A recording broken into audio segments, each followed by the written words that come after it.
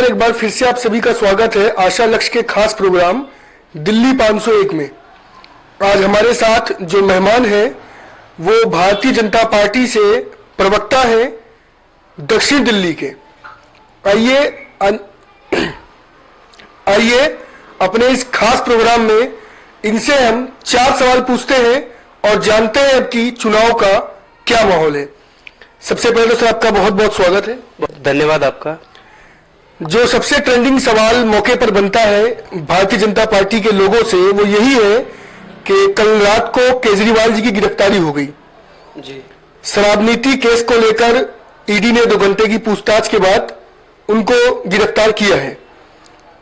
आम आदमी पार्टी के सभी कार्यकर्ता रोड पर हैं, प्रदर्शन कर रहे हैं। क्या लगता है चुनाव का इस पर क्या प्रभाव पड़ेगा?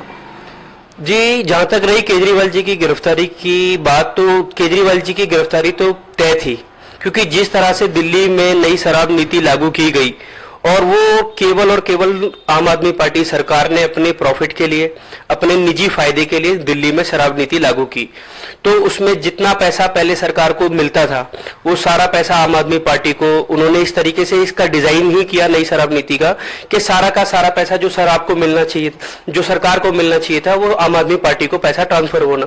इसमें बहुत बड़े पैमाने पे रिश्वत ली गई, बड़े पैमानों पे प्राइवेट कारोबारियों को फायदा पहुंचाया गया। सरकार, जहां केजरीवाल जी ने कहा था कि 3500 करोड़ रुपए का दिल्ली को फायदा होगा, वो सारा फायदा कारोबारियों को हुआ। दिल्ली का पहले शराब में एक बोतल पे जो सरकार कमाती थी उससे करीबन 270 रुपए के आसपास सरकार कमाती थी और कारोबारी 35 रुपए के आसपास कमाता था। नई शराब नीति के तहत 78 रुपए सरकार कमाती है और 370 रुपए के आसपास, 270 रुपए के आसपास कारोबारी कमाता है। तो इतने बड़े पैमाने पे जब ये घोटाला हुआ तो ये उनकी गिरफ्तारी तो तय थी। और जो ये आम आदमी पार्टी के कार्यकर्ता जितने भी हैं जो सड़कों पे, वो इन सब ने मिल बांट के खाया है। कहीं ना कहीं आने वाले आम आदमी पार्टी के जो नेता है जो गली मोहल्ले में रहते हैं, कहीं ना कहीं इसका हिस्सा इन्हें भी मिला है, तो आने इन्हें भी अपनी गिरफ्तारी का डर है, तो इसलिए हंगामा तो मचाएंगे ही। साउथ दिल्ली में आपको प्रवक्ता का पद मिला है और चुनाव एकदम नजदीक है। 2 बार से आपके सांसद रहे रमेश बिदूरी जी इस बार नाराज नजर आ रहे हैं क्योंकि उनकी टिकट भी कटी है और चुनाव प्रचार में भी नहीं है। तो वरिष्ठ नेता के इस तरीके से पीछे हट जाने से इस बार इस सीट पर कितना प्रभाव पड़ने वाला है? नहीं, ऐसा नहीं है कि वो नाराज है। ये पार्टी का अपना निर्णय है। पार्टी ने कुछ समीकरण कुछ देखे होंगे, ये पार्टी का एक निर्णय है और सभी कार्यकर्ताओं को ये निर्णय स्वीकार है। और इसमें ऐसा चुनाव प्रचार से दूर है? नहीं, चुनाव प्रचार से तो दूर नहीं है। जैसे बाहर सड़कों पे जैसे प्रचार करना होता है, इसी तरह से पीछे भी काफी चीजों का समीकरण बैठाना होता है। इसी तरीके से वो कहीं ना कहीं पीछे से बहुत सपोर्ट कर रहे हैं रणनीति बनाने में, और ऐसा नहीं है कि वो नाराज है। पार्टी उन्हें कहीं ना कहीं बड़ी जिम्मेदारी कहीं ना कहीं जरूर देगी। और पार्टी, देखो, हम सभी कार्यकर्ता भारतीय जनता पार्टी के हैं और पार्टी का हर जितना जो भी डिसीजन होता है हमें स्वीकार होता है। पार्टी कल को किसी को भी लेके कोई डिसीजन देती है, पार्टी का कार्यकर्ता उसे स्वीकार करता है सहर्ष। इसमें ऐसा कुछ नहीं कि वो नाराज है। और वो बिल्कुल अभी चुनाव की तारीखों की घोषणा भी हो चुकी है और वो जरूर पार्टी के लिए प्रचार भी करेंगे और कर भी रहे हैं। वो इंटरनली रणनीति बनाने में बहुत सहयोग कर रहे हैं। साउथ दिल्ली के प्रवक्ता होने के नाते आपसे एक सवाल मैं ये भी पूछना चाहता हूं कि 10 विधानसभा सीटों में से 9 विधानसभा सीटें आम आदमी पार्टी की हैं। ज्यादातर पार्षद भी आम आदमी पार्टी के हैं। लगभग सत्ता से बीजेपी यहां नहीं है, सत्ता से गायब है। तो क्या आपको लगता है कि चुनाव में बीजेपी की पकड़ क्षेत्र में कमजोर हो गई है? नहीं, देखो, हर चुनाव के अपने नए समीकरण होते हैं और आपको भी पता है कि हाँ, ये बात सच है कि एक लंबे अरसे से बीजेपी दिल्ली में वनवास झेल रही है। तो लेकिन लोकसभा में हमारा रिजल्ट पहले भी, पिछली बार भी अच्छा था। 2014 में भी बहुत पूरी सातों की सातों सीटें हमने जीती हैं, 2019 में भी सातों की सीटें हमने जीती हैं, और 2025 में भी इस बार हम विधानसभा जीतने जा रहे हैं, और इस बार भी हम सारी लोकसभा की सीटें सातों की सातों दिल्ली में जीतेंगे। और ऐसा नहीं है कि मतलब हर चुनाव के अपने समीकरण होते हैं, और लोकसभा में जनता अलग मुद्दों पर चुनाव वोट डालती है और विधानसभा में अलग मुद्दों पर वोट डालती है, तो ऐसा है। बाकी आने वाला विधानसभा चुनाव भी हम जरूर जीतेंगे दिल्ली में। एक जो बड़ा सवाल तमाम विपक्षी पार्टियां पूछती हैं, सिर्फ आम आदमी पार्टी ही नहीं, चाहे वो सपा हो, कांग्रेस हो, बसपा हो, सभी कहते हैं कि ईडी, सीबीआई बीजेपी के कहने पर काम कर रही है। तो आपका इस पर क्या जवाब है? क्या आपको लगता है कि ईडी की कार्रवाई एक पक्षीय है? नहीं, ऐसा नहीं है। ईडी की कार्रवाई बिल्कुल भी एक पक्षीय नहीं है। देखो, ईडी हो गई या जितनी भी है, सारी स्वतंत्र एजेंसियां हैं। पहले भी ऐसा नहीं है कि बीजेपी की सरकार जब नहीं रही, कांग्रेस की सरकार जब कांग्रेस सत्ता में थी, तब भी ईडी ने सारे काम किए हैं, जब भी ईडी ने अपनी कार्रवाइयां की हैं। पहले जिस तरीके से गुजरात में हमने देखा कि मोदी जी का जिस तरीके से ट्रायल हुआ, या फिर अमित शाह जी का जिस तरीके से ट्रायल हुआ, तो उस समय भी यही एजेंसियां थी, इन्होंने ही कार्रवाई की थी। अब इन लोग के जब पुराने पाप निकल कर आ रहे हैं, विपक्षियों के जब पुराने पाप निकल कर आ रहे हैं, तो इन पे जब कार्रवाई हो रही है, तो इनको कुछ ना कुछ बोलने के लिए चाहिए। इनके पास ज्यादा कुछ कहने के लिए है नहीं, तो इन्हों को पता है कि हम दोषी हैं, हमने घोटाले किए हैं, ज्यादा कुछ कहने के लिए है नहीं, तो इसलिए ये तो अपना रोना रोएंगे। कहने के लिए कुछ तो चाहिए, बस वही है, खिसियानी बिल्ली बिल खंबा नोचे वाली बात है। ये तो सीएए लागू हुआ है और तमाम विपक्षी पार्टियां विरोध कर रही हैं, चाहे वो आम आदमी पार्टी हो, चाहे वो कोई छोटी पार्टी भी हो। और एक बड़ा सवाल जो सीएए से निकलकर आता है वो ये आता है कि सीएए लागू होने के बाद तकरीबन 2 लाख लोग यहां आएंगे, हिंदू, सिख, बौद्ध।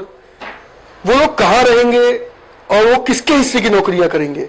ये बात केजरीवाल जी ने भी पूछी थी, क्योंकि आप ओबीसी मोर्चा से हैं, तो देश में आरक्षण लागू है, जिसकी लड़ाई स्वर्ण समाज अक्सर लड़ता रहता है।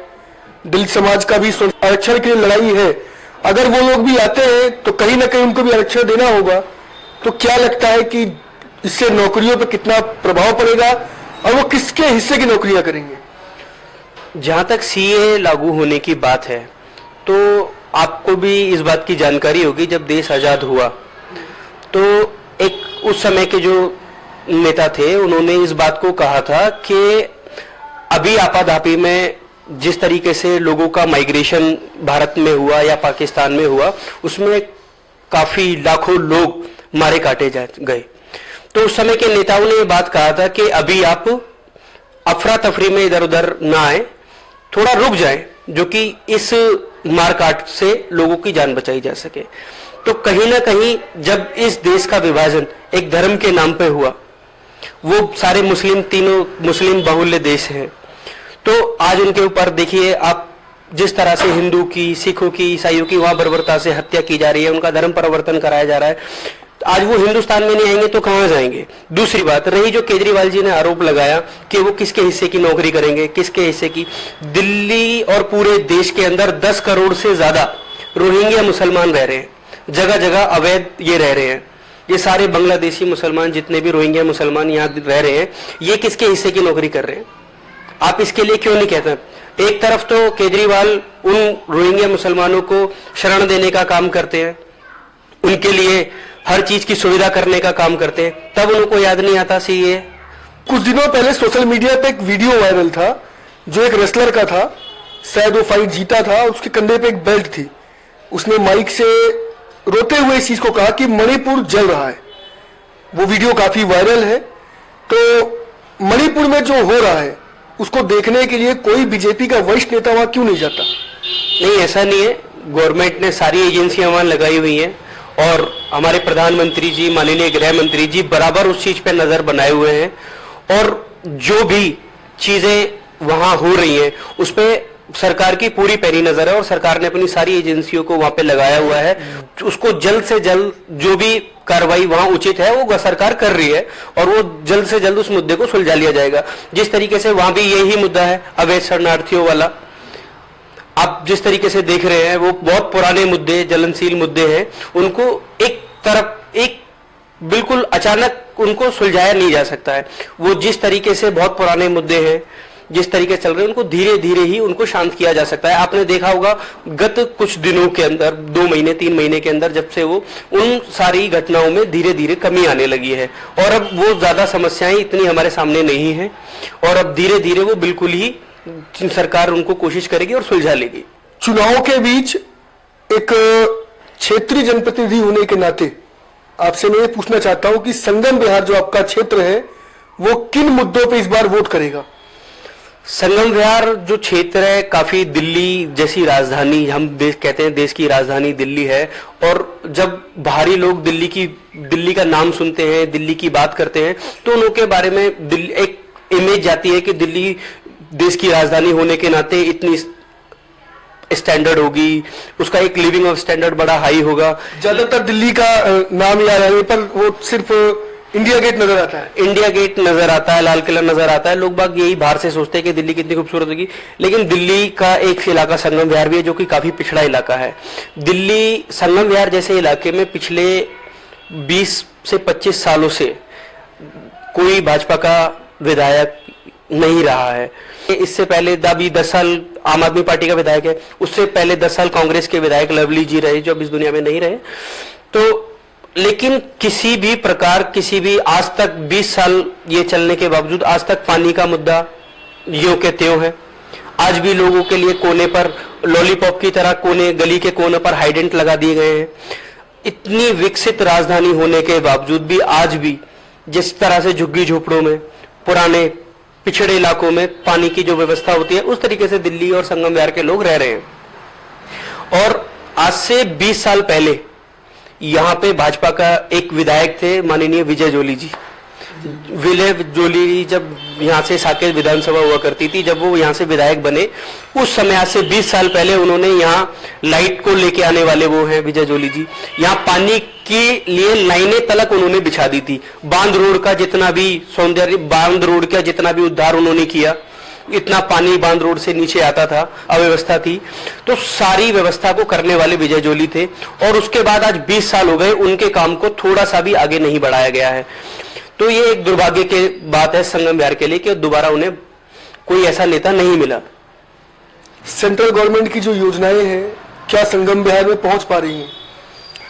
जी बिल्कुल, जैसे जिस तरह से सांसद निधि से अभी हमारे यहाँ पर ही क्या नाम है पीएनजी लाइन का भी शुभारंभ किया गया, गलियों में, काफी गलियों में वो लाइन डाल भी दी गई है और सरकार ने आश्वासन दिया है कि 1-1.5 महीने 2 महीने क्या वो पीएनजी की लाइनें चालू भी हो जाएंगी।